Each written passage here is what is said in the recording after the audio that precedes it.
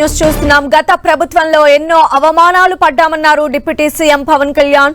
పగ ప్రతీకారం ఉండదని గెలవగానే చెప్పానన్నారు. వెంకన్నకు అపచారం జరిగితే మాట్లాడకుండా ఉండాలా అని ప్రశ్నించారు.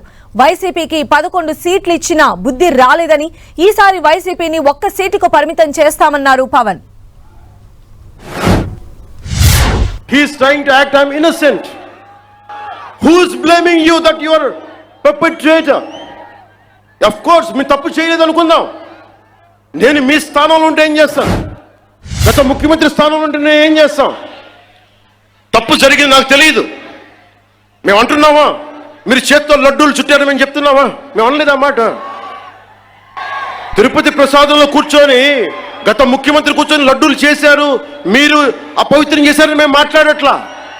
ఎక్కడ చెప్పలా మాట? గుమ్మడికాయ దొంగ ఎవరంటే భుజాలు తడుకున్నాడు ఆయన.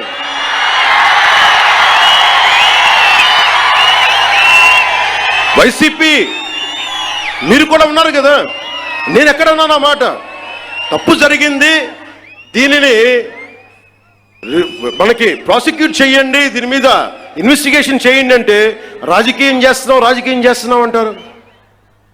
రాజకీయం ఎక్కడ చేస్తున్నావు? మాకు అవసరం ఏముంది? మీరు ఆలోచించండి. ఇంకా మమ్మల్ని తిట్టడానికి కూడా ఇంక 3-4 సంవత్సరాల టైం ఉంది. 3 నెలలు అయింది వచ్చి. దేన్ని డైవర్ట్ చేస్తాం ఇప్పుడు? ఈ రోజున నాకు అన్యాయం జరిగింది, నేను బయటికి రాలా.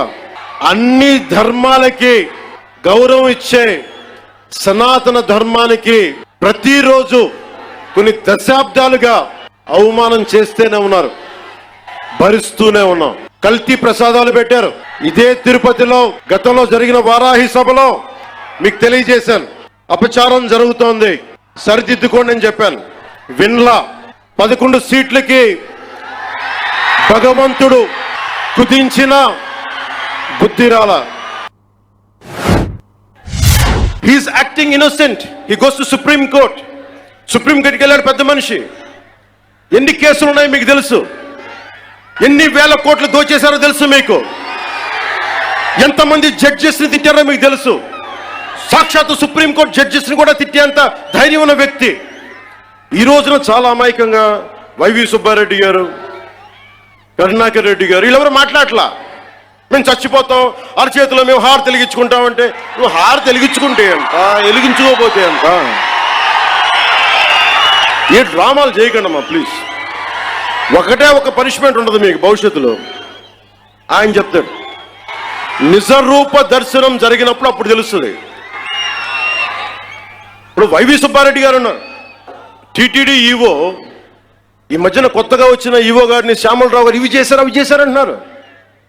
ఆయన తప్పు చెప్పారు, కరెక్టే, అలాగే అనుకుందాం పని. ఆయన మొన్న ఏం చెప్పాను? ఆయన చెప్పింది, నేను ఈవోగా the moment I have taken charge as EO there is no adulteration, that's what he meant.